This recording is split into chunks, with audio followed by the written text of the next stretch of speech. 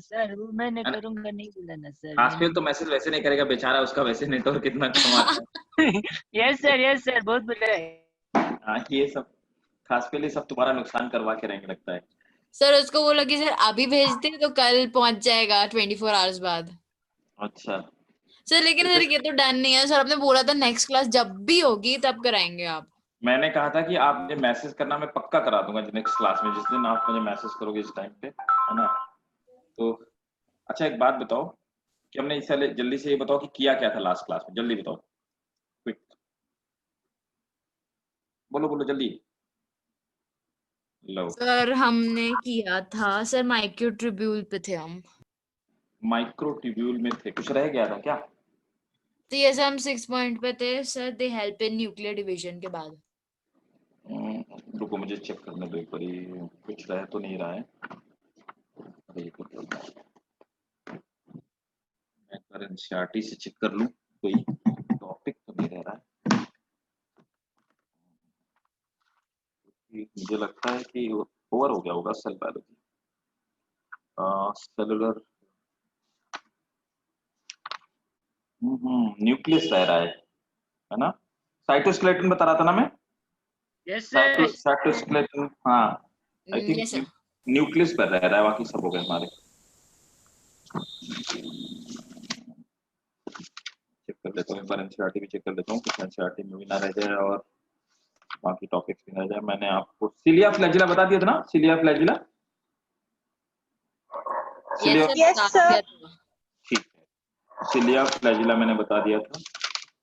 और वह क्या रहा था, राइट, हमारा जो रह रहा है वो न्यूक्लियस रह रहा है ना? न्यूक्लियस और क्रोमोसोम, दो चीज, कितने टाइप के क्रोमोसोम पाए जाते हैं, ठीक है? तो देखो अब जल्दी से स्टार्ट करते हैं, इसको खत्म करो, बहुत लंबा खींच दिया यार तुम लोगों ने, मैं सोचे तो 2 क्लास में खत्म हो जाएगा। अच्छा, तो let me check the diagram of nucleus, ठीक है।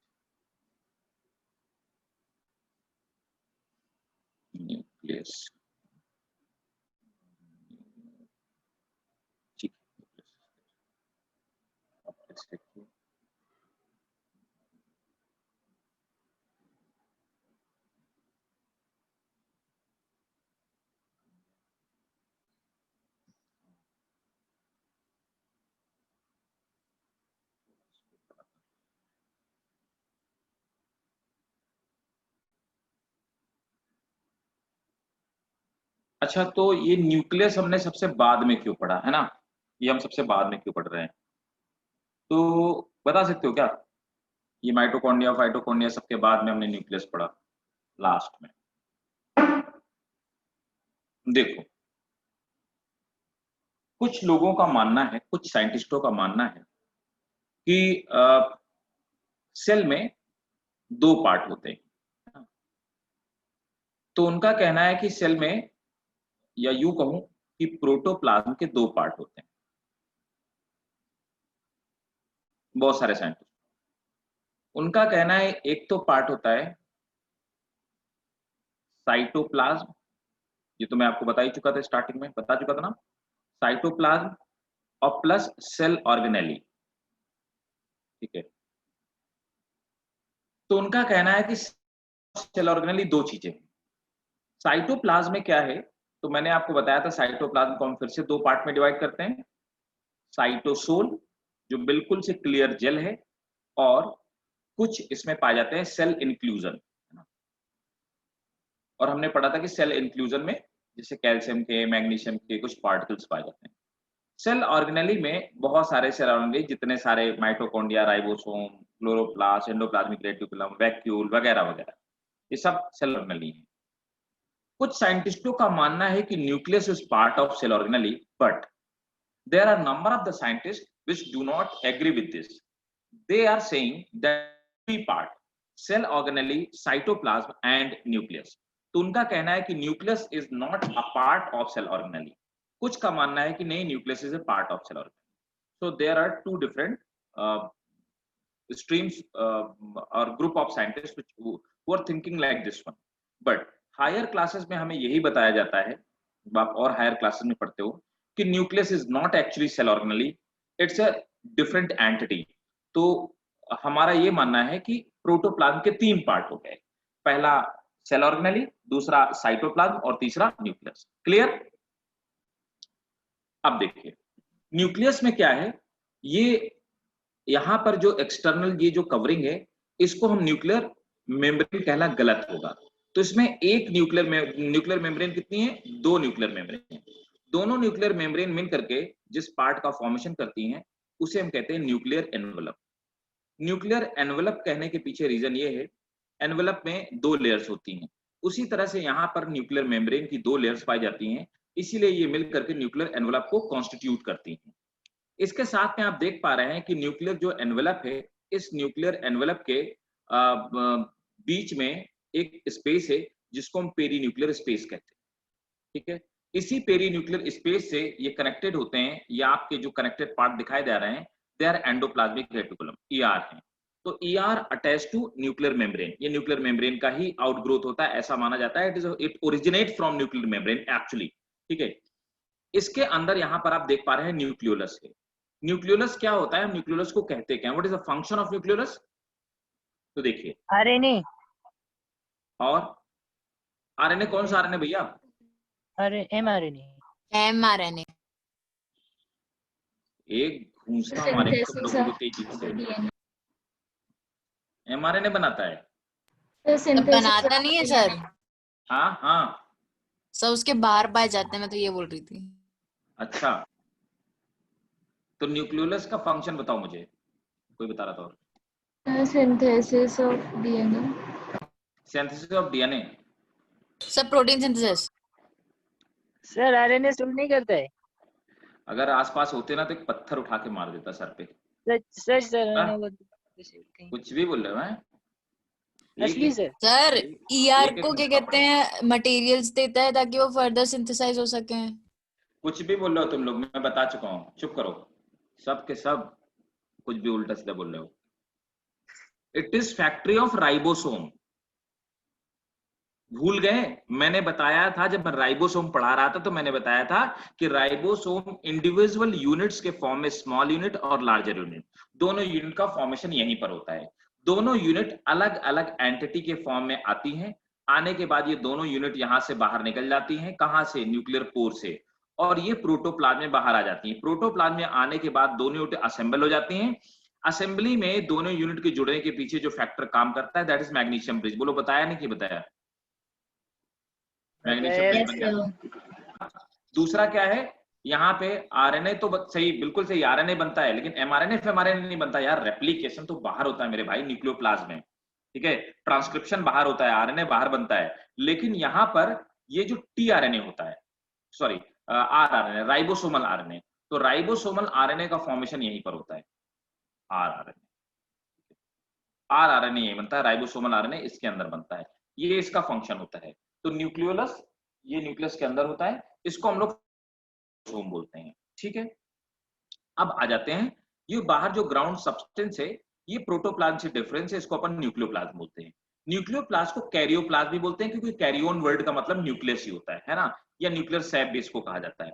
बीच में न्यूक्लियर पोर पाए जाते हैं, ये सर्टेन साइज के होते हैं और इस सर्टेन टाइप के मटेरियल को ही अंदर और बाहर जाने देते हैं। जैसे कि इनसे राइबोसोम बाहर आ सकते हैं, लेकिन अलग अलग डिसोसिएट होकर के अलग अलग यूनिट के फॉर्म में बाहर आ सकते हैं। इनसे एमआरएनए बाहर आ जाता है ना, तो कई सारे पर्टिकुलर साइज के जो सब्सटेंस होते हैं वो बाहर आ जाते हैं। अब यहाँ पर आप देख पा रहे होंगे कि क्रोमेटिन मौजूद है ना। अब क्रोमेटिन क्या चीज है? क्रोमेटिन देखो क्या है, क्रोमेटिन समझिएगा मेरी बात को, ध्यान समझिएगा। ठीक है,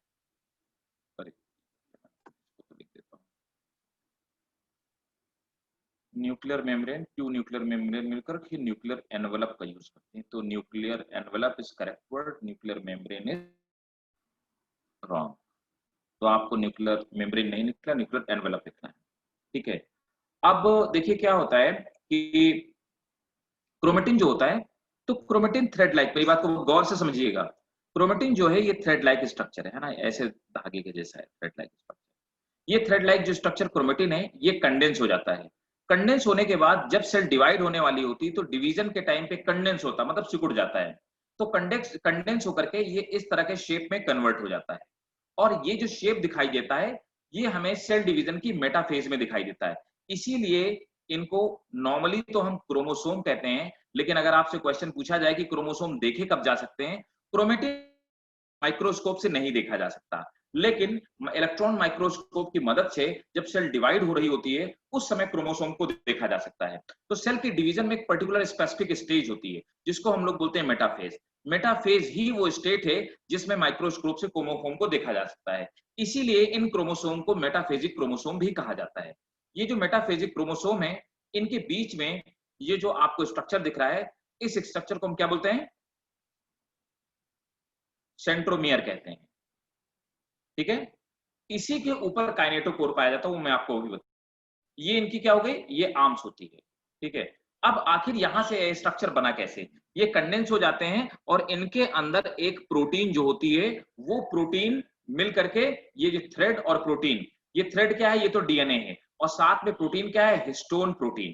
ठीक है, तो हिस्टोन नाम की एक प्रोटीन होती है। हिस्टोन एक बेसिक प्रोटीन है। तो ये डीएनए क्रोमेटिन फाइबर क्या होता है? क्रोमेटिन डीएनए से मिलकर के बना होता है, डीएनए से मिलकर बना होता है। डीएनए और हिस्टोन दोनों मिलकर कंडेंस हो जाते हैं और क्रोमोसोम का फॉर्मेशन करते हैं। और इनको देखा कब जा सकता है? ये मैक्सिमम कंडेंस स्टेज में मेटाफेज में पाए जाते हैं, इसीलिए इनको मेटाफेज की स्टेट में देखा जा सकता है। क्लियर भाई? Yes sir. Yes, ठीक sir. है, सर सर जी जी जी बताइए। सर यहाँ पर सर न्यूक्लियर पोर और पेरी न्यूक्लियर स्पेस में अंतर क्या है? न्यूक्लियर पोर तो मैत्री वो होल है जिसके थ्रू बाकी सब्सटेंस अंदर बाहर कर पा रहे हैं। पेरी न्यूक्लियर स्पेस जो है, ये तो जगह है, ये एक स्पेस है जो इस एनवेलप इस फोल्ड के अंदर भरी हुई, उस जगह को हम पेरी न्यूक्लियर स्पेस कहते हैं। अच्छा, वो अंदर भरी है। Okay sir. हाँ, तो मतलब पोर तो ये है कि पोर मतलब छेद है ना, होल्स। ठीक है, जिनसे कि कोई सब्सटेंस अंदर बाहर जा सकता है। और ये इसके बीच में जो स्पेस है, ये तो पैक्ड है, सील्ड है। ठीक, यस सर। जल्दी से इसको ड्रॉ करो, और ऐसे ही ड्रॉ करो, और जो मैंने एडिशनल ड्रॉ किया इसको भी आप ड्रॉ करो, बिल्कुल ऐसे ही, एकदम रफ्तार से करो, जल्दी से। Sir done. डन। जय Sir, श्री। आज कई सारे लोग एब्सेंट हैं। सर ये आपके स्क्रीन को क्या हो रहा है सर? क्या हो रहा है स्क्रीन को? सर आपका लिखा हुआ आ जा रहा है बार बार। यार ये तो प्रॉब्लम जूम की हो सकती है कुछ। सर ये चाइना वाले कहीं क्या कहते हैं, जानबूझ के ऐसा तो नहीं कर रहे हैं? ये the person who is holding zoom इसलिए चल रहा है क्योंकि ये अमेरिकन ओरिजिन का है। सर बट उसमें इन्वेस्टमेंट तो चाइना की कंपनीज का है। नहीं, हाँ, वो अमेरिकन कंपनी है, वो कंपनी तो नहीं अमेरिकन है। सर, इन्वेस्टमेंट चाइना का कंपनी, हाँ जूम अमेरिका का ही है, लेकिन उसमें इन्वेस्टमेंट्स चाइना के हैं। चाइना की मैत्री जितनी कंपनी थी, आपको एक बता दूं लेटेस्ट न्यूज, पेटीएम के सब ऑफिस नोएडा के बंद हो गए, सब भी office. I have seen that, अभी रिसेंटली बता रहा हूँ। अली बाबा का उसमें इन्वेस्टमेंट था, तो ये मान लो कि अगर चाइना का इन्वेस्टमेंट होता तो अब तक हम लोग गूगल मीट में पढ़ रहे होते। ये किसी सर और गूगल मीट ज्यादा अच्छा नहीं है? मुझे तो नहीं वो नहीं ज्यादा है, अच्छा लगता है। इससे ज्यादा कॉम्पिटेबल पढ़ाने के लिए कोई ऐप नहीं है, इससे ज्यादा स्पेस किसी में नहीं मिलता है। बोर्ड सबसे बड़ा इसी का ही। सर ऐसी बात नहीं है, सर ऐसी बात नहीं है। मीट में आपने सिर्फ मोबाइल पे करा होगा तो आपको ऐसा लगता है, सर सब में करो ना, लैपटॉप में भी करो, मीट तो बहुत अच्छा है, प्रेजेंट भी होता है स्क्रीन और सही सब होता है। इतना लिखने के लिए स्पेस नहीं मिलता मैत्री, और डेटा भी ये कम लेता है, कंजम्पशन डेटा इसका कम है।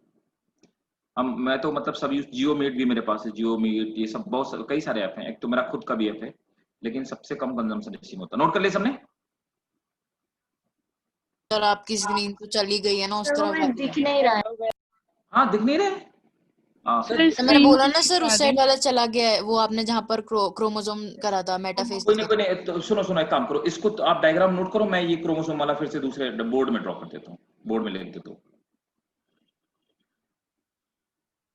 क्रोमेटिन के आगे जो लिखना है बोर्ड में, जल्दी से डायग्राम। हो गया? हटाऊं?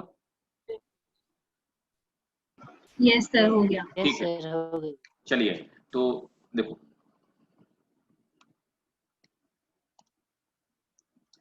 क्या है कि, तो मैं ये आपको ये बता रहा था, आप तो दिख रहा है ना हाँ सर ये दिख रहा है।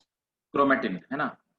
तो देखो क्या है कि जो क्रोमेटिन होते हैं, तो क्रोमेटिन क्या चीज है? क्रोमेटिन एक्चुअली डीएनए का थ्रेड है ना? इस तरह से डीएनए के थ्रेड है ना? तो डीएनए और साथ में एक प्रोटीन मिल जाती है डीएनए के साथ में, जो प्रोटीन, उस प्रोटीन को हम लोग बोलते हैं हिस्टोन प्रोटीन। डीएनए और हिस्टोन प्रोटीन होती है, हिस्टोन प्रोटीन है। और आपको बता दूं, अगर आपसे पूछा जाए कि कैसी प्रोटीन है, तो हिस्टोन एक बेसिक प्रोटीन, ठीक है, बेसिक प्रोटीन है। डीएनए के ऊपर कैसा चार्ज होता है, जल्दी जल्दी बताओ कैसा चार्ज होता है डीएनए के ऊपर? Negative charge. हिस्टोन के ऊपर कैसा चार्ज होता है? Positive charge. पॉजिटिव। ठीक है, तो ये बेसिक प्रोटीन है। डीएनए कैसा है? एसिडिक है कि नहीं? Yes yes sir. सर है। डीऑक्सीराइबो न्यूक्लिक एसिड ही तो बोलते हैं। यस सर एसिड है। Yes sir. तो अब देखिए, ये दोनों मिल करके, है ना, ये दोनों मिल करके कंडेंस होने लगते हैं, एक साथ मिलने लगते हैं, एक दूसरे से इंटरमिंगल हो जाते हैं और कंडेंस हो जाते हैं। कब? जब सेल डिवाइड होने वाली होती है। तो सेल की डिवीजन में स्टेज आती है प्रोफेज, मेटाफेज, एनाफेज, टेलोफेज, अभी हम लोग पढ़ेंगे, है ना। तो ये मेटाफेज जब स्टेज आती है तो प्रोफेज पहली स्टेज होती है, उसका मेटाफेज स्टेज।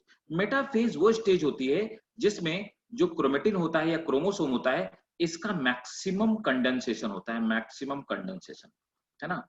तो मैक्सिमम कंडेंसेशन होता है, तो मैक्सिमम ये कंडेंसेट हो जाते हैं और ऐसे फॉर्म में कन्वर्ट हो जाते हैं। ये जिस फॉर्म में कन्वर्ट हो गए, इस स्ट्रक्चर को अपन कहते क्या है? इस स्ट्रक्चर को हम क्रोमोसोम कहते हैं, ठीक है।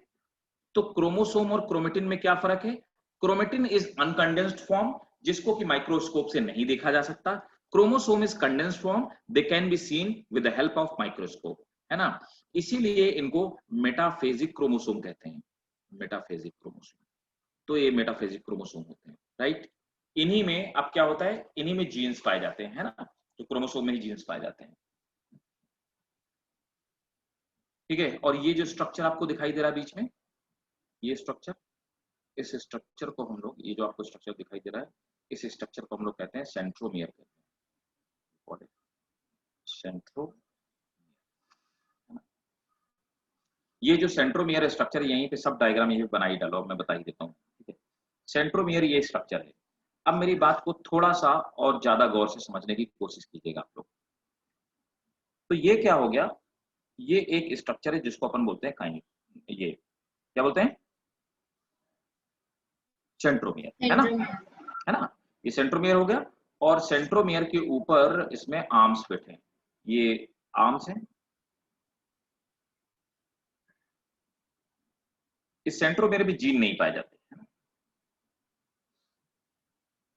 अब देखिए क्या है, सेंट्रोमियर के ऊपर कुछ डिस्क शेप प्रोटीन अटैच्ड होती है, जिनसे कि स्पिंडल फाइबर जुड़ जाते हैं। यहाँ पर कुछ डिस्क शेप की ऐसी, ये डिस्क शेप दोनों तरफ, इधर से और उधर से, ये प्रोटीन अटैच होती है। ये डिस्क शेप जो प्रोटीन की डिस्क अटैच है, इनको हम लोग बोलते हैं, नॉर्मली लोग ये डिफरेंस समझ नहीं पाते, क्या कहते हैं इसको? काइनेटोकोर। Kinetochore, right.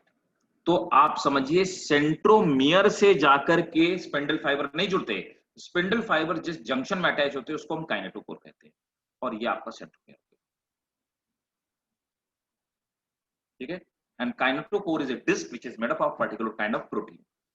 ये आपकी आर्म्स है, ठीक है, क्रोमेटिड आर्म्स इनको बोल सकते हैं, या क्रोमोसोम आर्म्स, ठीक है, they are chromosome arms. Chromosome arms, chromosome arm किस चीज की मिलकर बनी है? ये हिस्टोन प्रोटीन प्लस डीएनए की मिलकर बनी, ठीक है। तो जीन्स किस में पाए जाते हैं? जीन्स क्रोमोसोम में पाए जाते हैं। क्यों? क्योंकि जीन्स किसके बने होते हैं? डीएनए के। क्लियर? जी सर। यस नोट कर लिया ये डायग्राम पूरा? No sir. यस। ठीक है, नोट करो भाई जल्दी से।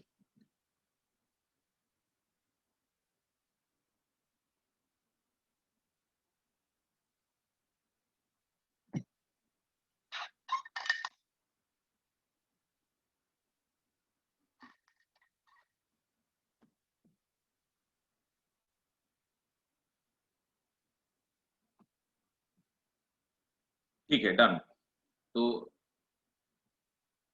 आप देखो, अब आप समझिए कि एक और चीज, हमने क्या किया है कि क्रोमोसोम में सेंट्रोमियर की न्यूट्रलाइजेशन रिएक्शन क्यों नहीं करते? नहीं, न्यूट्रलाइजेशन रिएक्शन तो तब होगा जब इसमें वाटर का फॉर्मेशन हो। न्यूट्रलाइजेशन रिएक्शन में वाटर का फॉर्मेशन जरूरी होता है, ठीक है। और उसके लिए स्ट्रॉन्ग एसिड स्ट्रॉन्ग बेस, या वीक एसिड वीक बेस होना चाहिए।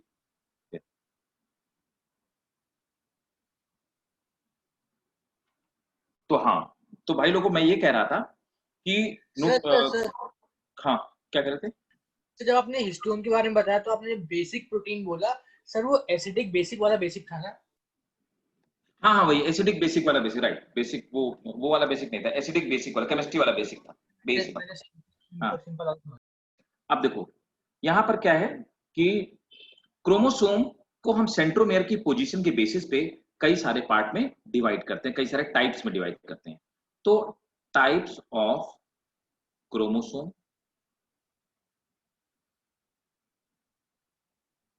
on the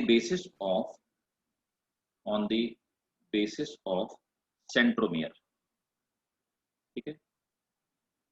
तो सेंट्रोमियर के बेसिस पे हम क्रोमोसोम को कई सारे पार्ट में डिवाइड करते हैं, है ना। अब वो कितने टाइप के हम क्रोमोसोम्स, कितने टाइप के, ये नोट कर लेना, ये स्कूल वालों का बड़ा फेवरेट क्वेश्चन है, ठीक है। तो मैं आपके साथ एक डायग्राम शेयर कर रहा हूं, अब देखिएगा इसको।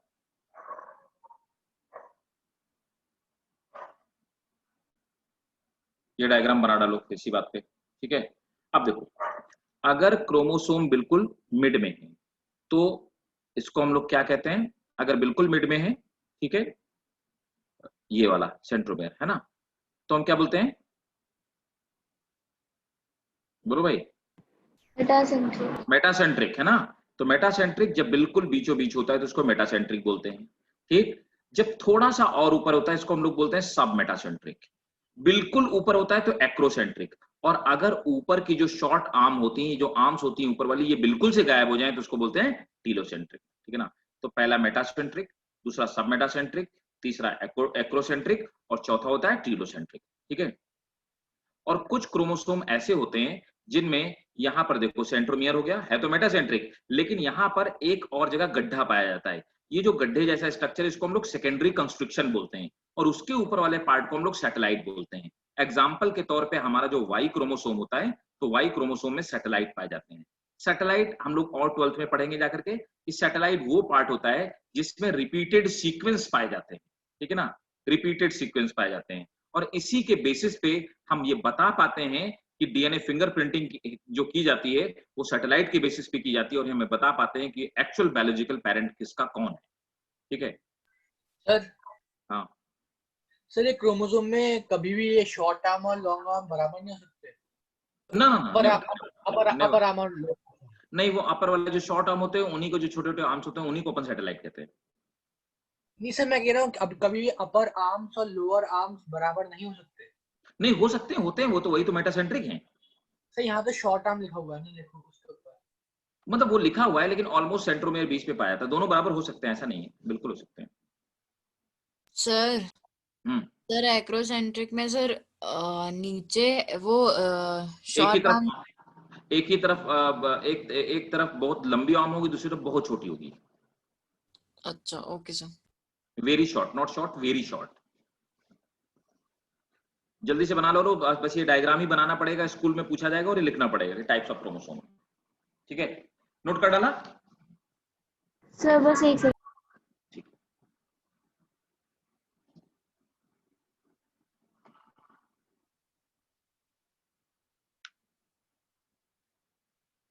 सर ये लास्ट वाला भी बनाना है ना? हाँ बना लो उसको भी, और एग्जांपल भी लिख लो, वाई क्रोमोसोम।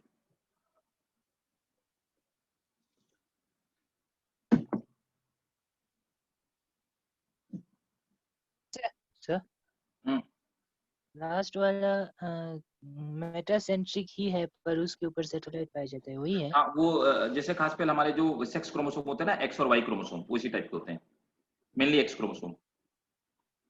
सर ये सैटेलाइट सिर्फ मेटासेंट्रिक क्रोमोसोम पे ही होती है? हाँ बिल्कुल, ये मेनली हमारे सेक्स क्रोमोसोम में होती है। Yes sir.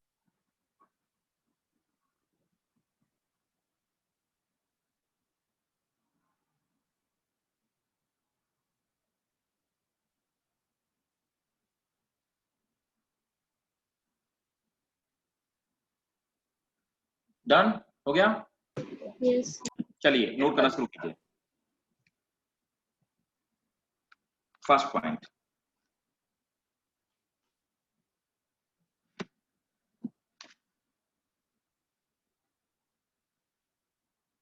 nucleus was first observed by nucleus was first observed by Leeuwenhoek. Nucleus was first observed by Leeuwenhoek. मैं स्पेलिंग लिख देता हूँ LEWN sorry LEWWEN spelling WENHOCK Leeuwenhoek. तो nucleus was first observed by Leeuwenhoek in RBC. In RBC of fish. RBC of fish. ठीक है, तो सबसे पहले इसको लीवेनहुक ने देखा था and was first studied by Robert Brown.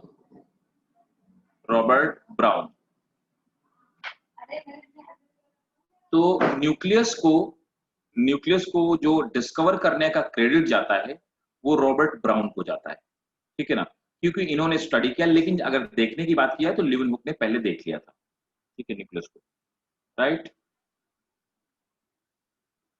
Note करेंगे।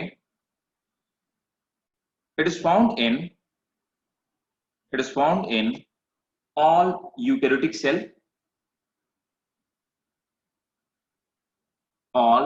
eukaryotic cell except mature RBC and seed cell of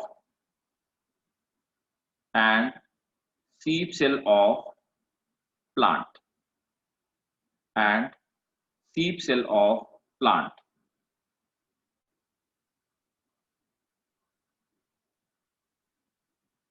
ठीक है,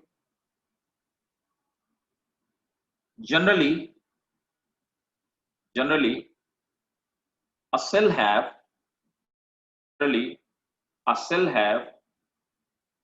single nucleus, but पैरामीशियम कितने थे? 2. But right, paramecium have 2 nucleus. याद आया ना? एक का काम क्या था? वेजिटेटिव और एक का ठीक है, सेक्सुअल. हाँ, वेजिटेटिव, और दूसरे का फंक्शन था रिप्रोडक्शन. वेरी गुड, ठीक है, next point.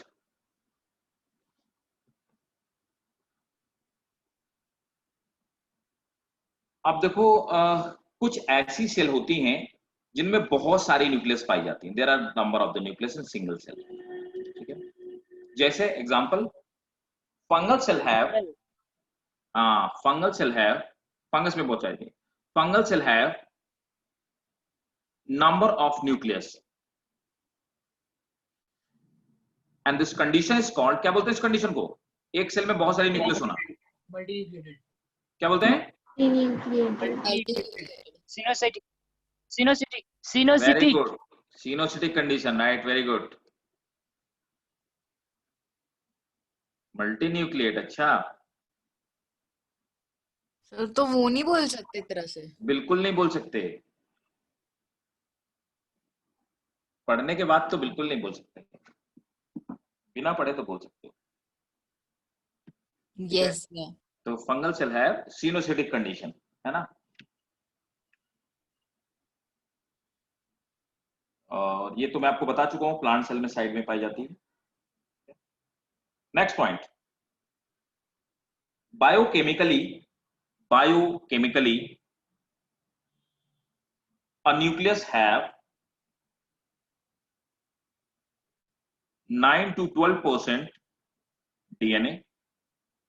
Biochemically, a nucleus have 9 to 12% DNA,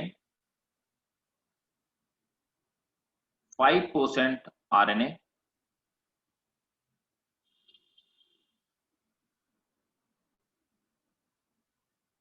3% lipid,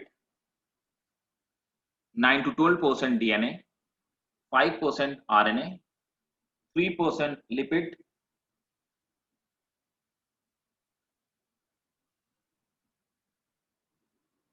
15% basic protein मतलब stone protein, basic protein 3% lipid, अच्छा okay sir. 3% lipid, 15% basic protein and 65% neutral protein, जो ना एसिडिक होगी ना बेसिक होगी, मतलब एंजाइम्स वगैरह।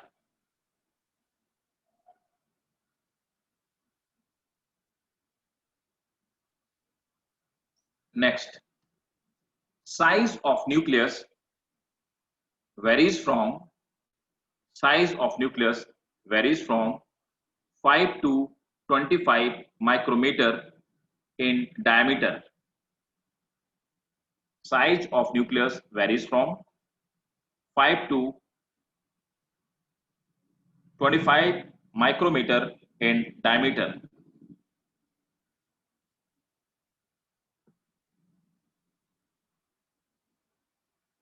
ठीक है, और कुछ क्रोमेटिन किसके बने होते हैं ये तो मैंने आपको बता दिया। सर हाँ सर न्यूक्लियस मोटाइल होता है, हो सकता है? ना, हाँ बिल्कुल नहीं, ऐसा नहीं होता। नेक्स्ट पॉइंट, न्यूक्लियोलस हेडिंग से डालो न्यूक्लियोलस की। सर तो सर वैक्यूल उसको डिस्प्लेस कैसे कर देता है? जैसे जैसे ग्रो, Position wise- जैसे देखो जैसे जैसे ग्रो करता जाता है वैसे वैसे वो धक्का देता जाता है। ये वैसे ही होता है मैत्री, कभी देखा होगा तुमने कि एक दीवार के पास एक प्लांट निकल आया और धीरे धीरे जैसे जैसे प्लांट बड़ा होता जाता है वैसे वैसे दीवार का शेप चेंज होता जाता है और टूटती जाती है। ठीक है, इन द सेम वे जैसे जैसे वैक्यूल बड़ी होती आती है वो धीरे धीरे न्यूक्लियस को धक्का देती आती है और उसको साइड कर देती है। तो ऐसा नहीं होता कि अचानक से साइड कर दिया, it takes place very slow rate, it's take place gradually. तो जैसे हमारे ब्रेसलेट्स लगते हैं दांत में तो दांत टेढ़े हो जाते हैं, हाँ राइट, वैसे ही सॉरी सीधे हो जाते हैं। सीधे हो जाते हैं। हाँ ठीक, तो नोट करो, nucleolus, it was first discovered by Fontana. It was first discovered by Fontana. It was first discovered by Fontana. ठीक है, it is मतलब इसके चारों तरफ कोई मेम्ब्रेन नहीं पाई जाती। It is a naked, round or irregular structure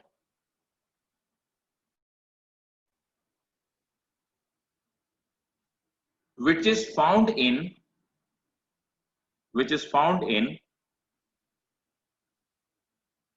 a specific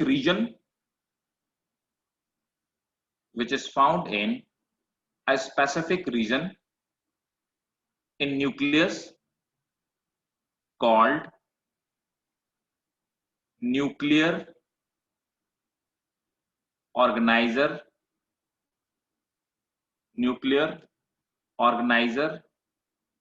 region।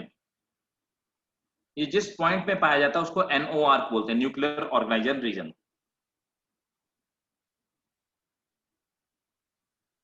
Commonly 1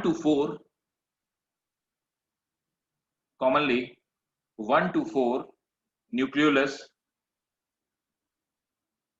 are found in one nucleus,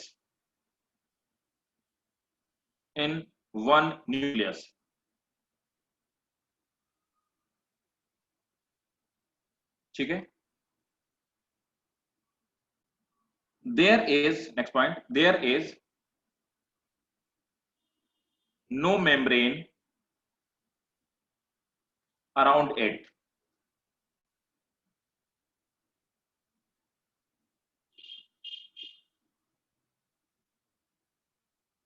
The function, next point here, the function of nucleolus, the function of nucleolus is to control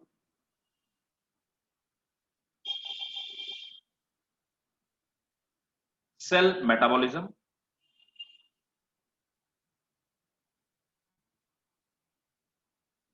formation of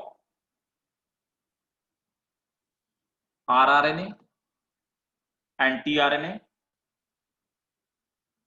formation of rRNA and tRNA.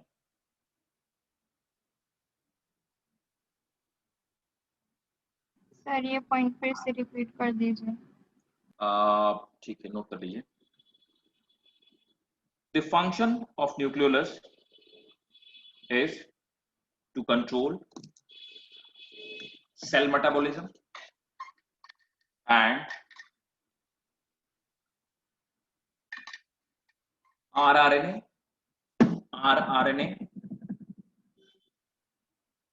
and tRNA formation. It is called factory of ribosome. It is called factory of ribosome. Sir ये RNA और tRNA क्या है? RRNA मेरे भाई क्या होता है कि राइबोसोम में आपका कंपोनेंट होता है, ये छोटे छोटे आरएनए के टुकड़े होते हैं। टीआरएनए क्लोवर लीफ शेप का दिखाई देता है, इस तरह का दिखाई देता है स्ट्रक्चर, एक्चुअली इस तरह का। इसका फंक्शन क्या होता है, ये एमिनो एसिड लेकर के जब प्रोटीन बनने लगती है, प्रोटीन सिंथेसिस होती है, तो ये एमिनो एसिड को पकड़ पकड़ करके लाता है, ठीक है। तो एमिनो एसिड को ये प्रोटोप्लाज्म से राइबोसोम के अंदर ट्रांसफर करता है, इसीलिए इसको ट्रांसफर आरएनए कहते हैं। ये सबसे छोटा आरएनए होता है, ठीक है। सर और आरआरएनए में आर क्या है? R, small R stands for ribosome and capital ribosomal ribonucleic acid, transfer ribonucleic acid. T stand for transfer, here small R stand for ribosome, इसीलिए इसको राइबोसोमल आरएनए कहते हैं और इसको ट्रांसफर आरएनए कहते हैं। सर हाँ, आपने कहा था वो बिना मेम्ब्रेन के होते हैं, तो फिर अपना इंडिविजुअल आइडेंटिटी कैसे बना पाता है? ये चारों तरफ से मतलब प्रोटीन से बने हुए होते हैं, तो ये कंडेंस स्ट्रक्चर है, इसलिए इंडिविजुअल आइडेंटिटी है। और ये एनओआर जो है ना, न्यूक्लियर ऑर्गेनाइजर रीजन, इसका कॉम्पोजिशन भी डिफरेंट है बाकी न्यूक्लियस वाले पार्ट से। अच्छा, ओके सर। अब देखो क्या है, कुछ जाइंट क्रोमोसोम पाए जाते हैं, उनको हम लोग बोलते हैं पॉलीटीन क्रोमोसोम।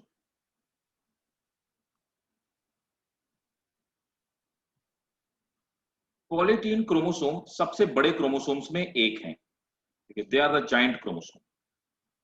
पॉलीटीन क्रोमोसोम कुछ इस तरह के दिखने वाले क्रोमोसोम होते हैं और इनमें लगातार इस तरह की बीच बीच में बैंड्स पाए जाते हैं। देखो मैं बताता हूँ, ये क्रोमोसोम इस तरह के होते हैं, पॉलीटीन क्रोमोसोम, और इनमें बीच बीच में कुछ बैंड्स पाए जाते हैं।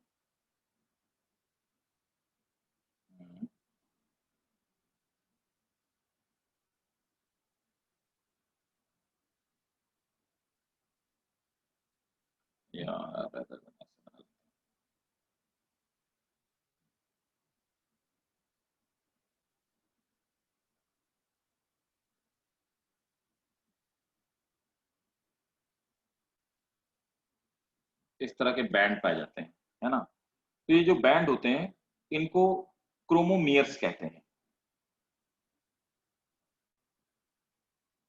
बैंड वाला जो रीजन है, एक्चुअली यहाँ पर होता क्या है, यहाँ पर लगातार रेप्लिकेशन होता रहता है ना, तो इनको हम लोग बोलते हैं क्रोमोमियर्स। सर इसकी शेप क्रोमोसोम ऐसी तो नहीं दिख रही। हाँ हाँ, ये ऐसे होते हैं,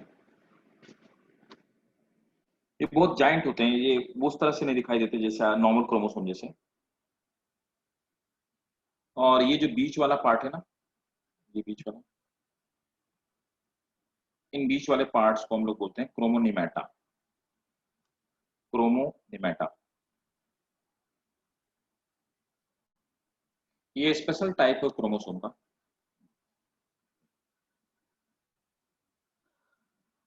और इस तरह से इनमें डार्क बैंड और लाइट बैंड इस तरह के पाए जाते हैं, है ना। तो ये लिखने के लिए आ सकता है, स्कूल के एग्जाम में आ सकता है, इसलिए जल्दी से लिख लो।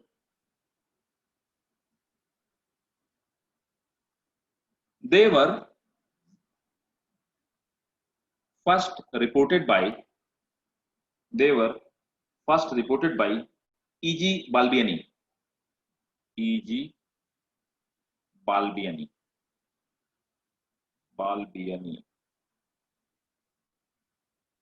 E.G. Balbiani. They are very common in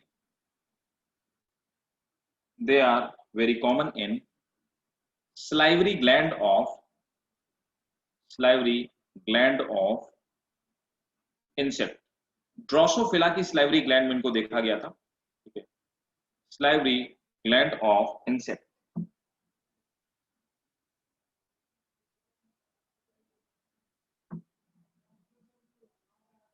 The chromosome can reach up to length of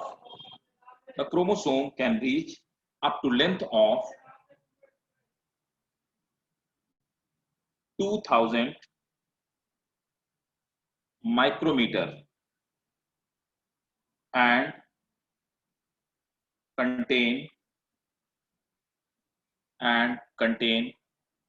sir ये 1000 पॉइंट फिर से बोल दीजिए। they can reach to length of 2000 micrometer and contain 1000 to 16,000 time more DNA as compared to normal chromosome.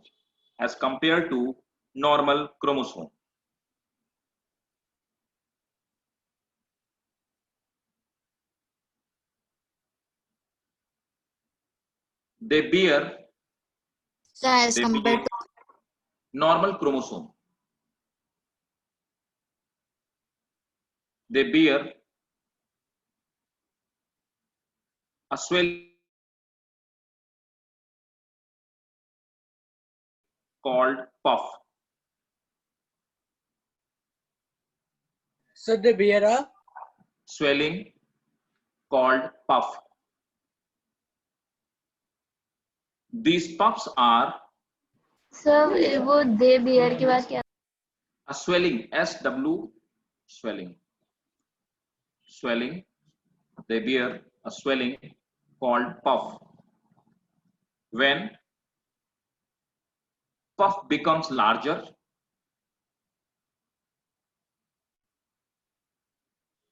we call them Balbiani. We call them, बात क्या था?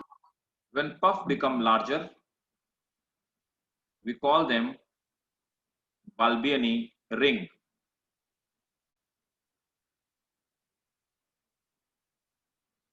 ठीक है, तो ये पॉलीटीन क्रोमोसोम का स्ट्रक्चर है।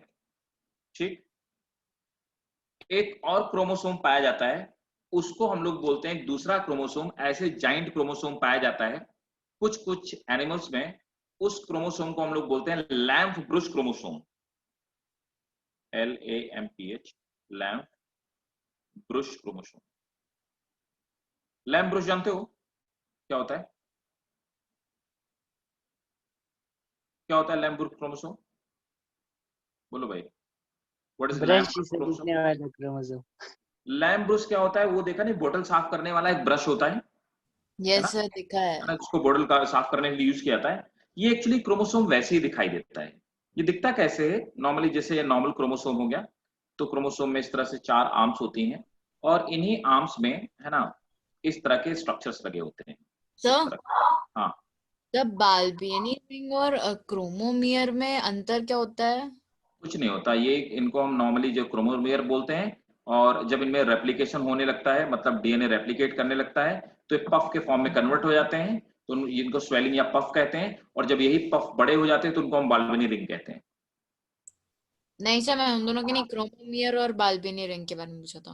हाँ, मैं वही तो बोल रहा ना, क्रोमोमियर में ही जब स्वेलिंग हो जाती है और ये स्वेलिंग बहुत ज्यादा बढ़ जाती है और यहाँ पे रेप्लिकेशन शुरू हो जाता है, डीएनए रेप्लिकेट करने लगता है, तो उन्हीं क्रोमोमियर वाले रीजन को हम बाल्बिनी रिंग्स कहते हैं। Okay sir. ठीक है, तो ये देखो लैम्ब्रो जैसा स्ट्रक्चर है ना, नोट कर लो। ये इस तरह सर का क्रोमोसोम। Hello sir. हाँ बोलो हर्षित। सर वो क्रोमोमियर से पफ आता है, पफ के बाद बाल्बिनी रिंग आता है। हाँ राइट।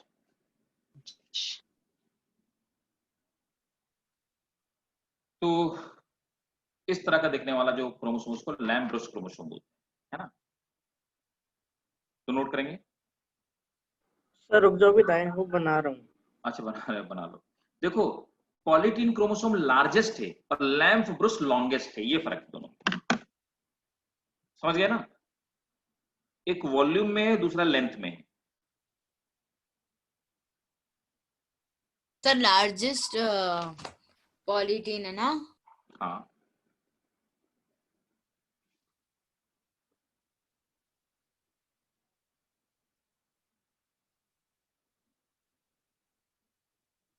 सर बना लिया। ठीक है, चलो नोट करो। This is also highly elongated, a special kind of highly elongated, a special kind of chromosome, full stop. It was seen by Fleming. It was seen by Fleming. Sir ये दूसरे वाला Fleming है ना? हाँ Fleming. It is found in most of animal oocyte. So it is Found in most of animal oocyte. Spermocyte,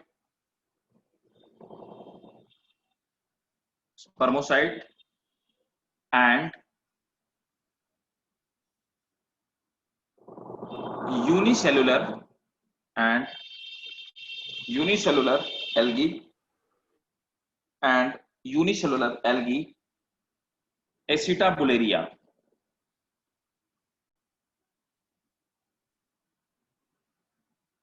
And unicellular algae Acetabularia. ठीक है।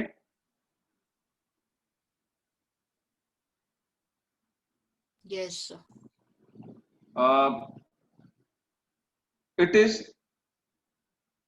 is even larger than polytene chromosome.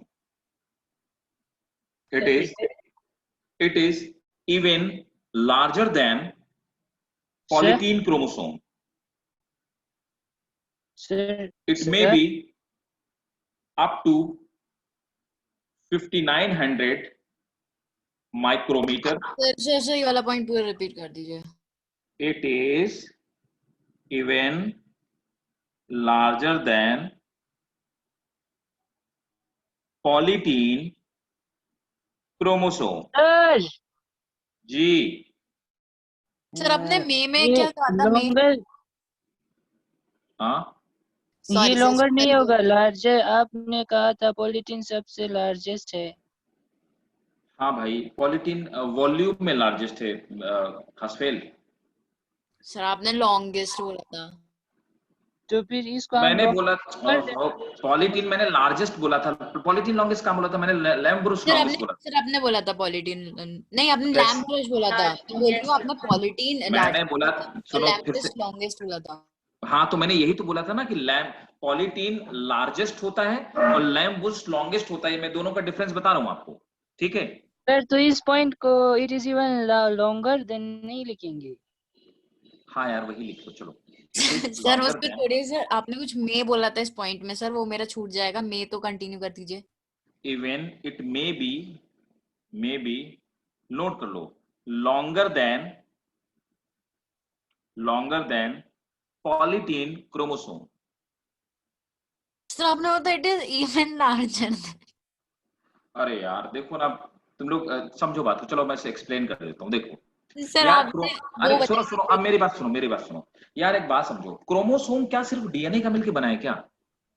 Chromosome दो चीज का मिलके बना है, डीएनए प्लस हिस्टोन, ठीक है ना? आप समझो, इसकी लेंथ 2000 माइक्रोमीटर है, लेकिन ये फिर भी लार्ज है, साइज में बड़ा दिखता है। क्यों बड़ा दिखता है?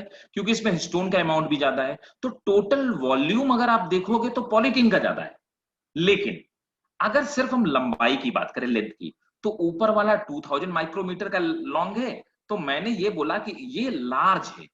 क्यों? इसका वॉल्यूम ज्यादा है पॉलीटीन का। नीचे वाले का वॉल्यूम ज्यादा नहीं है, लेकिन ये सरफेस एरिया ज्यादा कवर करता है। रीजन ये क्योंकि इसमें जो डीएनए की लेंथ है वो 5900 माइक्रोमीटर है। ये फर्क है। सर मेरा सर सिर्फ इतना क्वेश्चन था कि मुझे ये पॉइंट बता दीजिए सर, तो ये पॉइंट बस एक ही लाइन का है कि it may be larger than polytene. हाँ, even it may be larger than polytene chromosome. Sir it बस में इतना ही है, इट में हैव, नोट करो पूरा पॉइंट नोट करो, इट में have total length of, it may have total length of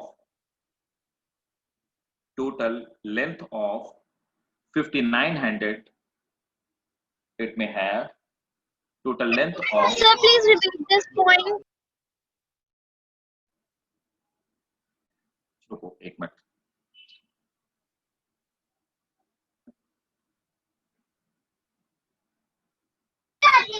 sir 5900 वाला पॉइंट फिर से बोल दीजिए। हाँ हाँ मैं लिख देता हूँ, पॉलीटीन क्रोमोसोम इज लार्जर, ठीक है, सॉरी लैम्ब्रुस क्रोमोसोम है ना, लैम्ब्रुस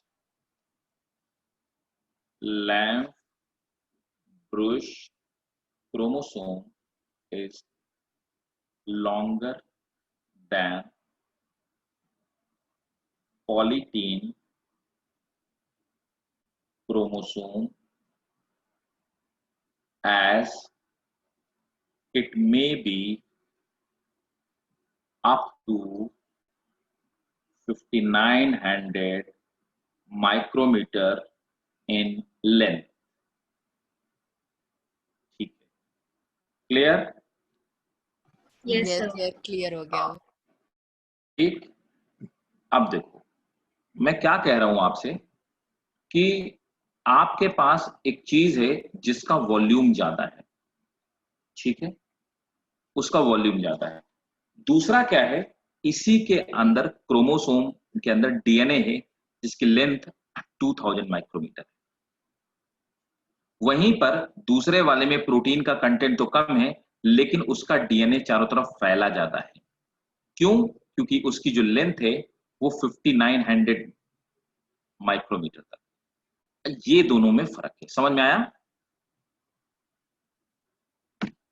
तो हमारा ये जो सेल बायोलॉजी वाला पार्ट था, मींस स्ट्रक्चर ऑफ जो सेल वाला पार्ट था, we have completed that.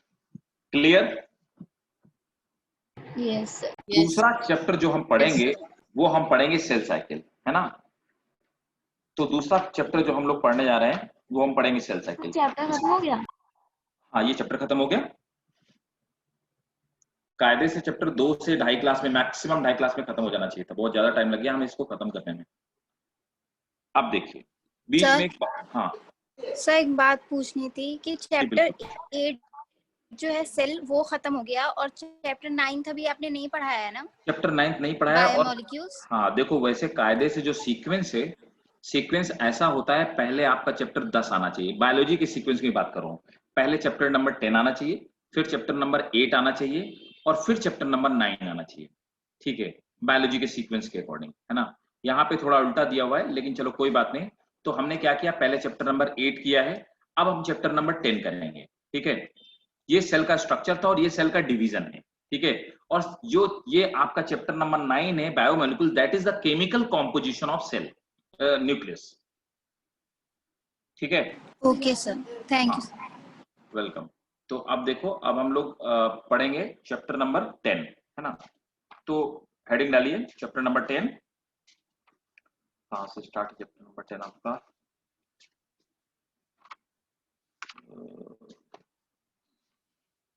Chapter number 10 है cell cycle and cell division. ठीक है,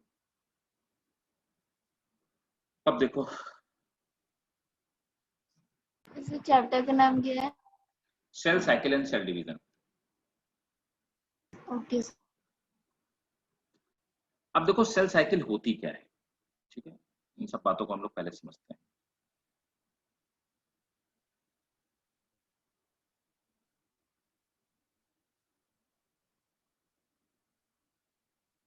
सर आपके पीछे है बोर्ड? मेरे पीछे बोर्ड मैं बोर्ड के आगे ही पढ़ाता हूँ। देखो सर आपके पीछे, सर आपने पढ़ाया नहीं। अच्छा चलो पढ़ा दूंगा। बहुत बहुत कीड़े आ जाते हैं यार, समझते नहीं तुम बात को। अभी तो कोई नहीं सर, अभी ऐसे पढ़ा दीजिए। इतने छोटे छोटे कीड़े हैं, लैपटॉप में भी आ रहे हैं ना, समझे ना।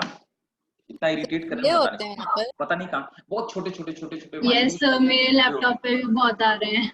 और वो पता क्या, वो फैन से आकर के ना मेरे कपड़ों तक में घुस जाते हैं। ठीक है, बहुत कितने छोटे हैं? बहुत माइक्रो, मतलब माइक्रोन्स में छोटे छोटे। ठीक है, तो देखो समझो बात को। और बहुत इरिटेटिंग होते हैं छोटे छोटे कीड़े। सर वहाँ पर गर्मी हो गया अभी भी, इसलिए। बहुत गर्मी है यहाँ पे अभी भी, स्टिल ह्यूमिडिटी भी बहुत है। हाँ तो क्या है, अब मेरी बात को फिर से बहुत ध्यान से समझना। देखो ये जो येलो वाला आपको पार्ट दिखाई दे रहा है ना, दिस येलो वाला पार्ट, ये वाला, ठीक है, ये पार्ट ये रिप्रेजेंट कर रहा है कि यहां से यहां तक ये एरिया रिप्रेजेंट कर रहा है कि सेल डिवाइड कर रही है। मतलब यहां तक सेल एक है। ठीक है, यहां तक क्या है कि यहां तक सेल सिंगल सेल है, एक सिंगल सेल है। और यहां तक पहुंचते पहुंचते, ठीक है, जब यहां तक पहुंचती है तो एक सेल आपकी दो पार्ट में डिवाइड हो चुकी होती है। यहाँ पे एक सेल दो सेल में डिवाइड हो चुकी है। So that is the difference actually. ठीक है, ये डिफरेंस है कि यहां तक सेल एक है ना। तो एक सेल दो सेल में डिवाइड कर गई, ये सिंगल सेल है, और धीरे धीरे डिवीजन होता गया, और डिवीजन होते होते एक सेल दो सेल में डिवाइड कर गई। इसके बाद अब पर सेल के पास दो फेट हो सकते हैं। सेल के दो फेट हो सकते हैं। वो सेल के दो फेट क्या हो सकते हैं, दोबारा से सेल प्रिपेयर हो, सेल क्या करे कि डिवाइड करने के लिए प्रिपेयर होने लगे। ठीक है, सर अब हम कौन से चैप्टर शुरू करें, प्लीज बता दीजिए। चैप्टर नंबर 10 बेटा, सेल साइकिल सेल डिवीजन, वही तो हेडिंग डलवाई थी, cell cycle and cell division, chapter number 10। पता नहीं, चलो नेट नहीं आ रहा था ना इसलिए। अच्छा चलो कोई बात नहीं, तो हेडिंग डालो cell cycle and cell division. अब देखो क्या है, तो मैं आपको ये बता रहा हूं कि माइटोटिक फेज का मतलब होता है डिवीजन की फेज। एक सेल है वो एक से दो में कन्वर्ट हो रही है। सेल को एक से दो डिवाइड होने के लिए कई सारे स्टेजेस से गुजरना पड़ता है, पास होना पड़ता है। उन स्टेजेस में पहली स्टेज आपकी प्रोफेज आती है, फिर दूसरी स्टेज आती है मेटाफेज, तीसरी स्टेज आती है एनाफेज, और चौथी स्टेज आती है टीलोफेज। और फाइनली टीलोफेज के बाद सेल की न्यूक्लियस डिवाइड हो जाती है, और उसके बाद होती है साइटोकिनेसिस, प्रोटोप्लाज्म डिवाइड हो जाता है, और एक सेल दो सेल में डिवाइड हो जाती है। सेल जब डिवाइड होकर के, तो यहां पर ये सेल जिससे बनी उसको अपन बोलेंगे मदर सेल। जब ये डिवाइड होकर दो छोटी छोटी सेल में कन्वर्ट हो जाती है, तो ये दो नई सेल बन गई, इनको हम लोग बोलेंगे डॉटर सेल। अब डॉटर सेल के पास दो चॉइस हैं, या तो वो डिवाइड होने के लिए फिर से अपने आप को प्रिपेयर करने लगे, है ना।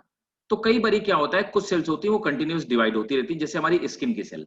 तो वो फिर से डिवाइड होने के लिए प्रिपेयर कर रही है, मतलब कि सेल डिवाइड हुई और डॉटर सेल फिर से सेल साइकिल में एंटर कर गई, मतलब इस पाथवे में एंटर कर गई।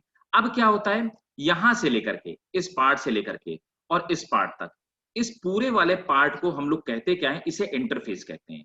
इंटरफेस वो टाइम पीरियड होता है जिस टाइम पीरियड में देखो यहां से लेकर के, यहां से लेकर के, यहां से लेकर के, यहां से लेकर के यहां तक, जब तक कि वो सेल दोबारा डिवाइड होना शुरू ना हो जाए, इस पूरे टाइम पीरियड को हम लोग बोलते हैं इंटरफेस। अब आप देखेंगे बहुत सारा टाइम ले रहा है। इंटरफेस वो टाइम होता है जिसमें सेल अपने आप को डिवाइड करने के लिए प्रिपेयर करती है। तो सबसे पहले सेल में ग्रोथ शुरू होती है, इसको हम लोग G1 फेज बोलते हैं। G1 फेज क्या होती है, ग्रोथ 1 फेज।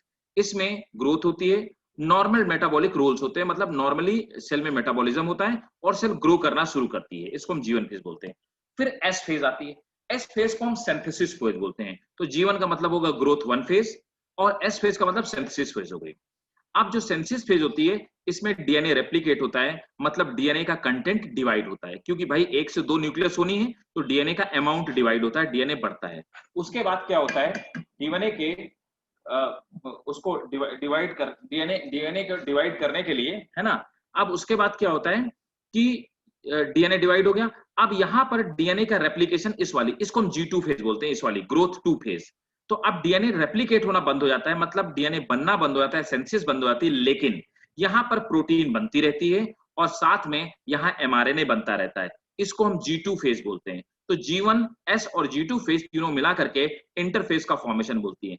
तो सेल को डिवाइड होने में तो टाइम बहुत कम लगता है, 10% टाइम लगता है। तो अगर किसी सेल को डिवीजन में 1 से 2 होने में 1 घंटे लगता है तो 10 मिनट में सेल डिवाइड कर जाती है, लेकिन बाकी के जो उसके 50 मिनट लग रहे हैं वो सेल को डिवाइड करने के लिए प्रिपेयर होने में लग रहे हैं, और उस 50 मिनट को इंटरफेस बोलेंगे और बाकी के 10 मिनट को क्या बोलेंगे, माइटोटिक फेज बोलेंगे। Is it clear to everyone? Yes sir. Sir एक बार ये G2 वाला फेज फिर से बता दीजिए। G2 फेज में क्या होता है कि डीएनए रेप्लिकेट होना, मतलब डीएनए 1 से 2 होना बंद हो जाता है, क्योंकि डीएनए ऑलरेडी बहुत सारा इकट्ठा हो चुका है, लेकिन अभी भी प्रोटीन की सिंथेसिस होती रहती है, प्रोटीन का फॉर्मेशन होता रहता है, प्रोटीन बनती रहती है। ठीक है सर हाँ। सर ये G1 फेज में क्या होता है? G1 फेज में माइटोकॉन्ड्रिया डिवाइड होकर 2 हो जाती है, और क्लोरोप्लास्ट हुए तो वो डिवाइड होकर 2 हो जाते हैं, राइबोसोम के नंबर डिवाइड हो जाते हैं, सेल ऑर्गेनेली 1 से 2 होना शुरू हो जाते हैं, नंबर ऑफ सेल ऑर्गेनेली बढ़ते हैं G1 फेज में। Okay, thank you sir. आप देखो दूसरा क्या है कि कई बार क्या होता है कि सेल डिवाइड, एक बार डिवाइड की, जो डॉटर सेल बनी वो डिफरेंशिएट हो गई। डिफरेंशिएशन का मतलब होता है उसको पर्टिकुलर कोई रोल दे दिया, कोई काम दे दिया गया, है ना। डिफरेंशिएशन कैसे, एक नॉर्मल सेल डिवाइड होकर और हमारी हार्ट सेल में कन्वर्ट हो गई, मतलब वो कार्डियक सेल में कन्वर्ट हो गई, कार्डियक सेल। अब क्या होता है, इस सेल को पर्टिकुलर कोई काम दे दिया गया, रोल दे दिया गया, इसके बाद अब ये दोबारा से डिवाइड नहीं होगी। क्लियर है? सो डिफरेंशिएशन क्या होता है, when a cell divide and daughter cell is assigned a particular kind of the function that is called differentiation of cell. Clear है? Sir yes sir. ठीक है। अब क्या होता है, सर हाँ लेकिन सर जरूरी थोड़ी है ना कि वो सिर्फ कार्डियक सेल में मतलब नहीं, किसी में, ये मैंने एग्जांपल दिया, कार्डियक सेल हो सकती है, स्किन सेल हो सकती है। हाँ सर बोलो बोलो बोलो खासपेल बोलो। सर वो इस डिफरेंशिएटेड सेल बाद में डी डिफरेंशिएशन भी हो सकता है ना? अरे भैया रुको, तो हम वही बताने जा रहे हैं, रुको पहले तुम, ठीक है। अच्छा ओके सर, ओके सर। अब क्या होता है कि समझिए बात को, अब कई बारी क्या है कि स्किन की सेल में कन्वर्ट हो गई, तो हमारा जो एम्ब्रियो होता है ना, एम्ब्रियो जब हम बनते हैं तो एम्ब्रियो अनडिफरेंशिएटेड सेल होता है, उसके बाद एम्ब्रियो की सेल्स में डिफरेंशिएशन शुरू होता है और उनको पर्टिकुलर रोल देना शुरू किया दिया जाता है। ठीक है, हमारी बोन मैरो में जितनी सेल होती है वो सब अनडिफरेंशिएटेड सेल है, उनका वो सब बेसिक सेल हैं, इसीलिए बोन मैरो से किसी भी तरह की सेल को फॉर्म किया जा सकता है, बनाया जा सकता है। आप लिवर की सेल बना लो, आप स्किन की सेल बना लो, आप हार्ट बना लो, तो इसीलिए हमारी बोन मैरो की सेल से क्लोनिंग करके कोई भी ऑर्गन बनाया जा सकता है, क्योंकि वो अनडिफरेंशिएटेड सेल है। ठीक है ना। अनडिफरेंशिएटेड सेल वैसी होती है जैसे प्लास्टिक ग्रैन्यूल्स आते हैं, प्लास्टिक ग्रेन्यूल को आपने मशीन में डाला, उससे आप बकेट बनाए, उससे आप चेयर बनाए, उससे आप पेन बनाओ, उससे आप कॉम बनाओ, whatever you want to make you can make. So that is the part of differentiation. आपने एक मशीन में प्लास्टिक के ग्रेन्यूल्स डाले और उससे प्रोडक्ट निकाल लिया, तो प्रोडक्ट क्या है? Cell differentiation.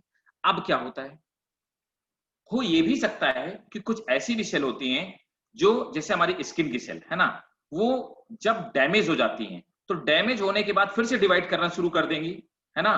तो अगर कोई डिफरेंशिएटेड सेल फिर से डिवाइड करना शुरू करती है ना, तो हम उसको क्या करते हैं? उसे हम कहते हैं, क्या बोलते हैं? D differentiation. डिफरेंशिएशन का क्या हुआ? दोबारा से सेल साइकिल में कन्वर्ट हो गई, है ना। तो एक सेल क्या हुई? सेल साइकिल से बाहर निकली, डिफरेंशिएट हो गई, और डैमेज होने के बाद दोबारा से डिवीजन की कैपेसिटी उसमें आ गई, मतलब वो दोबारा से सेल साइकिल में एंटर कर गई। तो हम इस प्रोसेस को क्या बोलेंगे? D differentiation.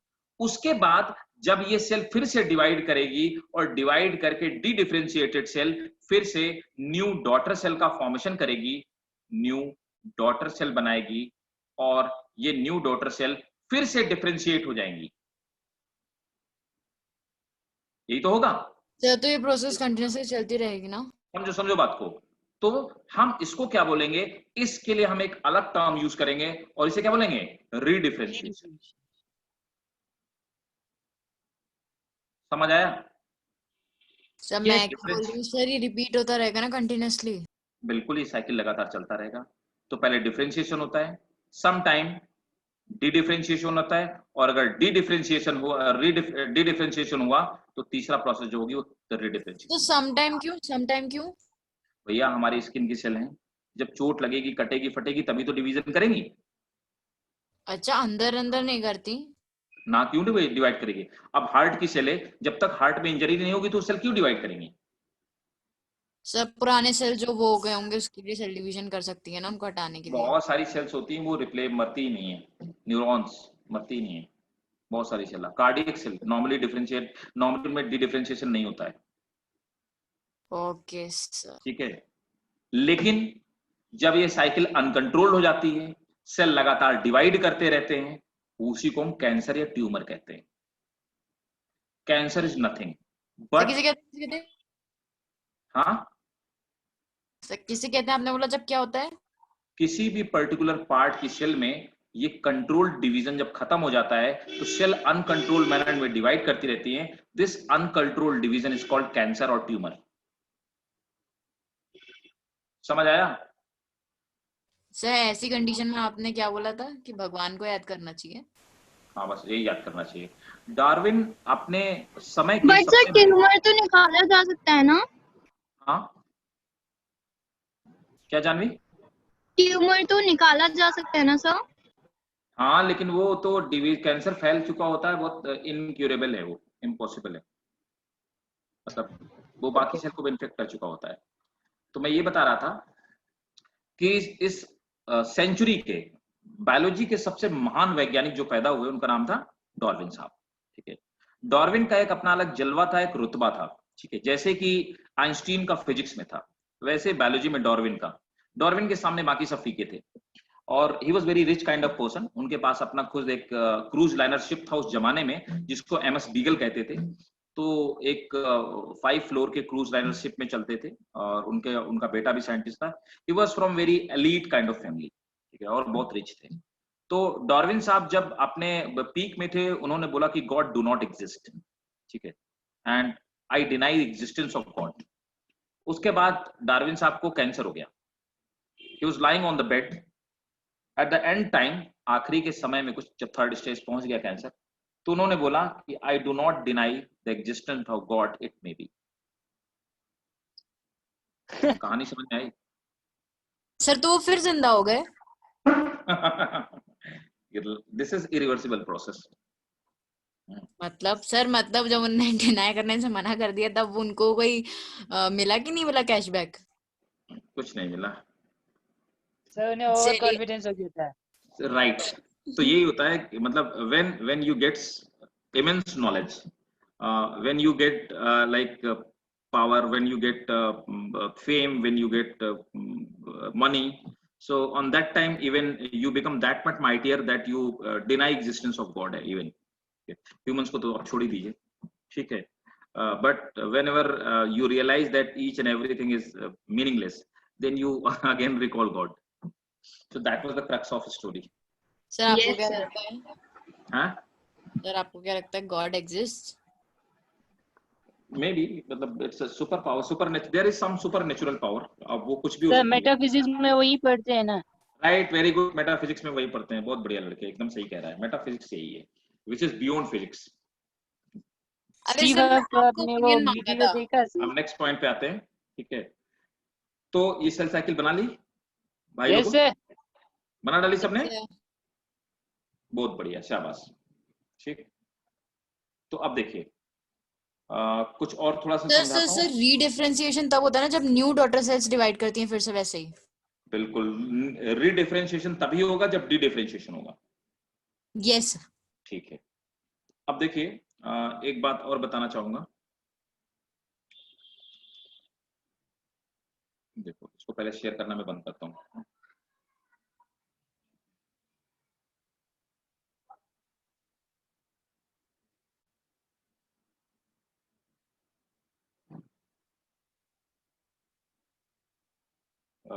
तो एक मैं डायग्राम और शेयर करूंगा वो आपको समझाने के लिए.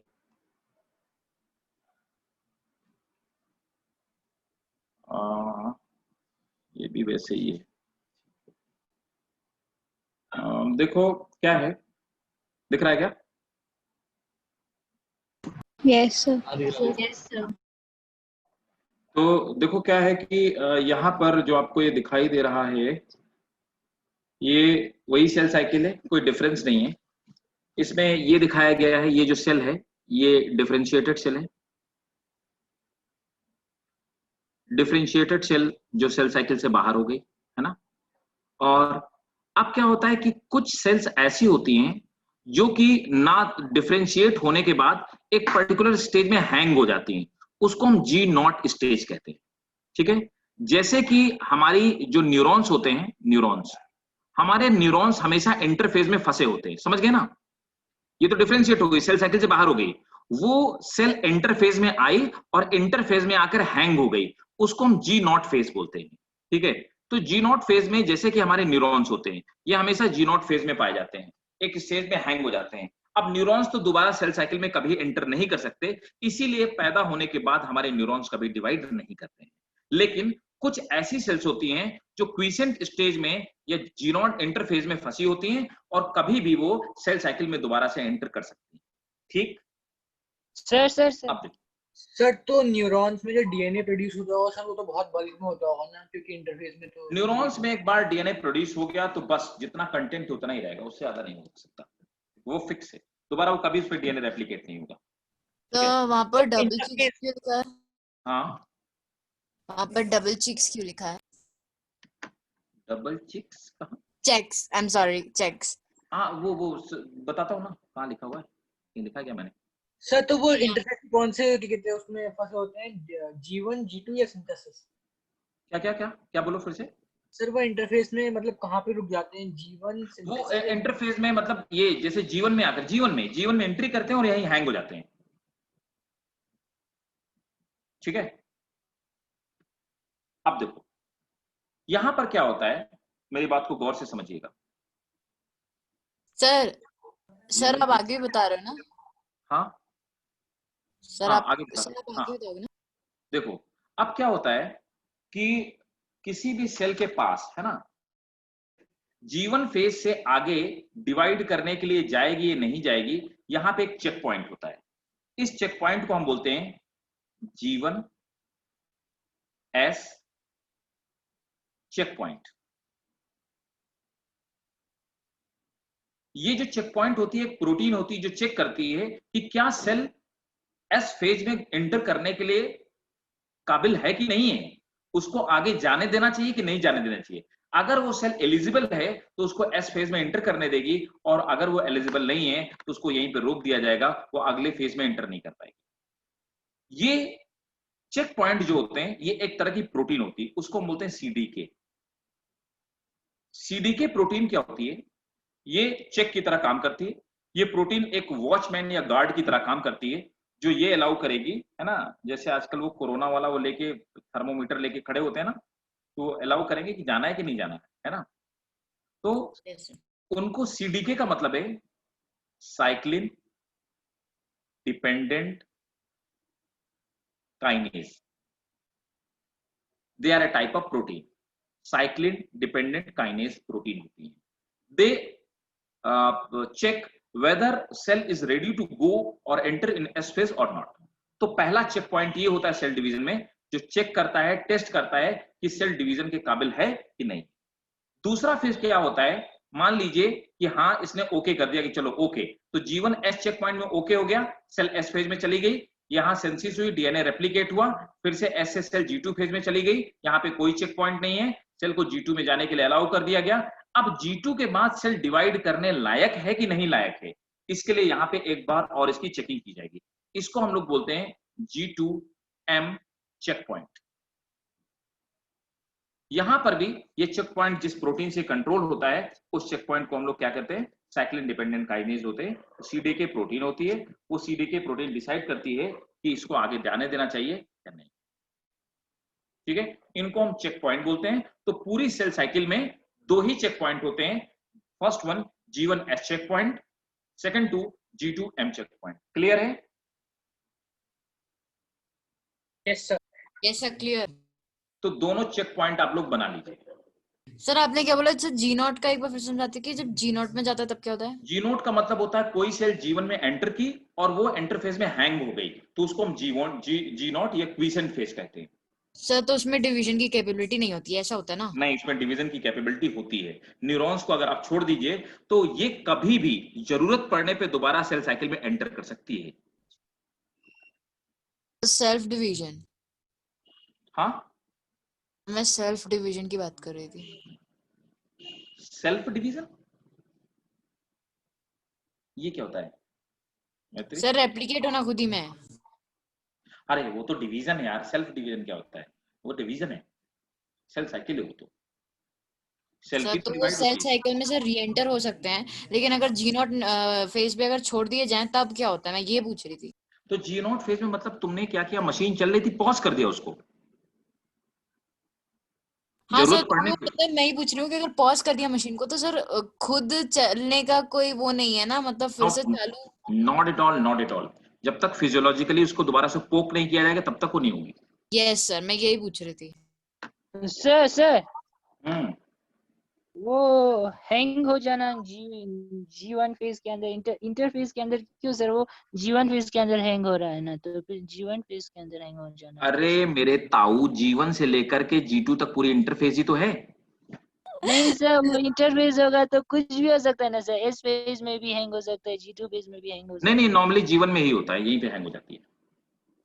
Sir sir hmm. Once more sir, once more. चलो चलो नोट करो जल्दी, कर सर लिया? हाँ, सर जी नोट हैंग हो जाएगा तो उसके बाद क्या होगा? जी नॉट पे हैंग हो गई है ना। अब क्या हुआ कि अब उसको जरूरत पड़ी है ना, कभी भी डिवाइड करने की जरूरत पड़ी, ठीक है, तो दोबारा से वो सेल साइकिल में एंटर कर गई है ना, दोबारा से सेल साइकिल में एंटर कर जाएगी, फिर से डिवाइड कर जाएगी। देखो जैसे फॉर सेक ऑफ एग्जांपल, हमारी जो ये होती है क्या बोलते हैं,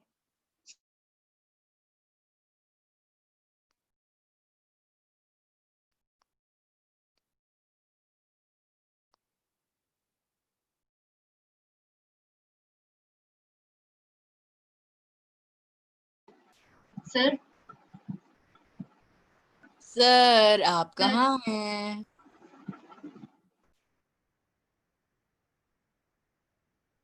सर आपकी आवाज नहीं आ रही।